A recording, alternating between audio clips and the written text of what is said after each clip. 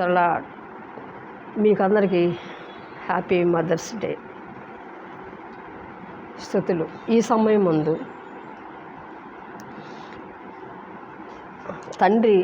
తల్లి చాలా తల్లి పాత్ర దేవుని స్తోత్రం విలువైనది. తల్లి అమ్మ అందరికీ అమ్మే దేవుని స్తోత్రం. కొందరికి ఆ విలువ తెలియదు దేవుని స్తోత్రం. తల్లి ఉన్నప్పుడు ఆ విలువ తెలియదు. తల్లి లేనప్పుడు ఆ విలువ ఖచ్చితంగా బిడ్డలకు తెలుస్తుంది. స్తుతులు. తల్లి తను త్యాగం చేస్తుంది, విలువైన పాత్ర పోషిస్తుంది తల్లి దేవుని స్తోత్రం. కుటుంబంలో ఎంతమంది ఉంటారో అంతమందికి ఆమె న్యాయం చేయాలి దేవుని స్తోత్రం. సమాధానం చెప్పాలి. స్తుతులు. చాలా సాహసం చేస్తుందండి. ఆమె త్యాగానికి హద్దు లేదు. ఆమె స్తుతులు. ఒకసారి ఒక స్త్రీ ఏం చేసిందంటే, ఒక పాప ఆమెకు దేవుడిచ్చాడు. ఇచ్చిన తర్వాత ఒకరోజు ఏం జరిగిందంటే, ఆ పాప ఆడుకుంటూ పొయ్యిలో పడిపోద్ది అనమాట. నిప్పుల్లో పడుద్ది. పడినప్పుడు ఆ తల్లి బాధ అంతా ఇంత కాదు దేవుని స్తోత్రం.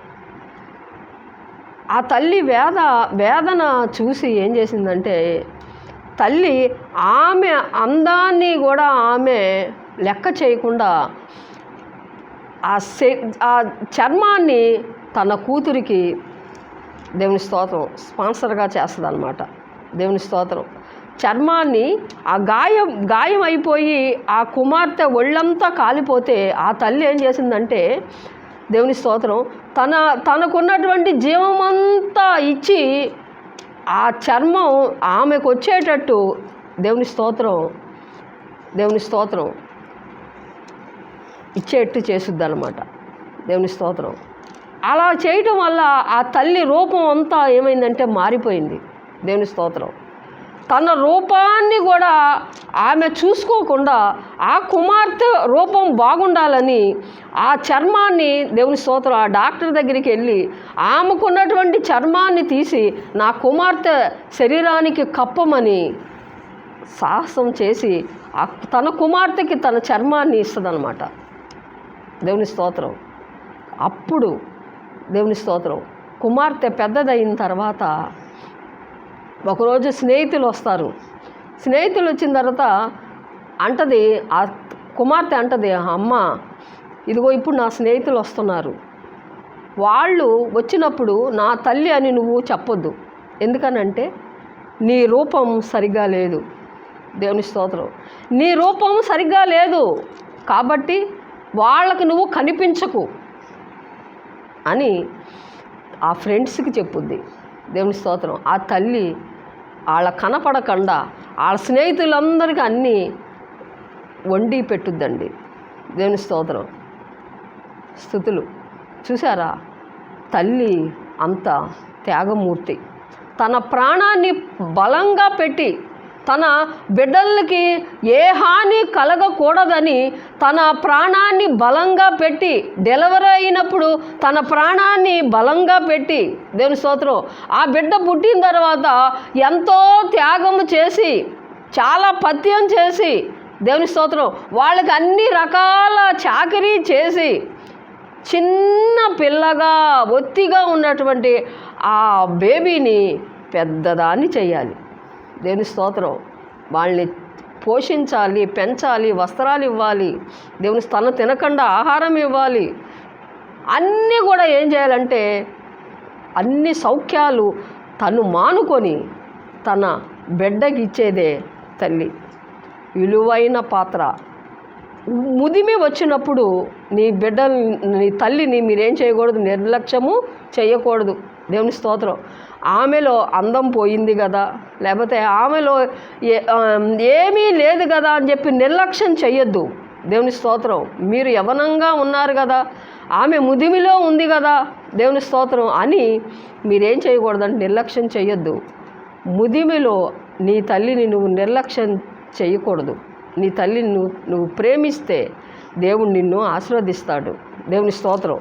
ఇక్కడ రెబ్కా ఏమంటుందంటే, దేవుని స్తోత్రం, ఇస్సాకు వృద్ధుడయ్యాడు. దేవుని స్తోత్రం.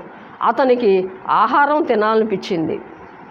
అప్పుడు తన కుమారులిద్దరినీ పిలిచి, నాయనలారా, నాకు మంచి వేటాడి మాంసమును తీసుకొచ్చి నాకు ఇచ్చినట్టయితే నేను మిమ్మల్ని ఆశీర్వదిస్తానని చెప్తాడు.